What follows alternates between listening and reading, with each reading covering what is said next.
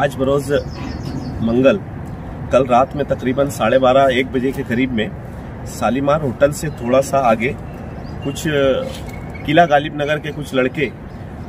खाना खाने के लिए हाईवे के ऊपर गए थे और हाईवे क्रॉस करने में एक गाड़ी वाले ने बेतहाशा स्पीड में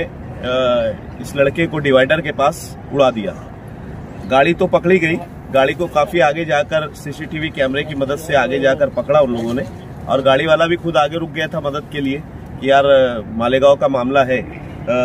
मरने वाले का नाम है जहीर अहमद शहीद अहमद, इसकी उम्र तकरीबन आएगी 32 से 34 साल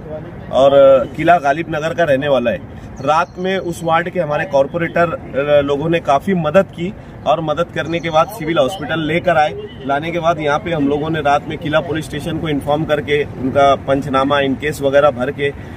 आज सुबह मंगल की फज्र की नमाज के फौरन बाद डॉक्टरों को बुलाकर और जो पीएम वगैरह करते हैं उनको बुलाकर यहाँ पर पीएम वगैरह किया, इनकेस वगैरह पंचनामा पूरा कानूनी कार्रवाई करने के बाद अभी फजर के तकरीबन 7-7:30 बजे के करीब में इनके घर वालों के ताबे में हम लोग ये डेड बॉडी निकाल कर दे रहे हैं और तकरीबन 10 बजे या 11 बजे के करीब में इसकी तदफीन बड़ा कब्रिस्तान में शायद इंशाल्लाह होगी।